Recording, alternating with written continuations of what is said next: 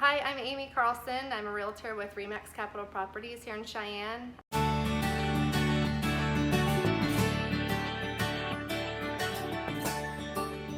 My family and I moved here from Oregon just over a year ago. We love it out here, love the community.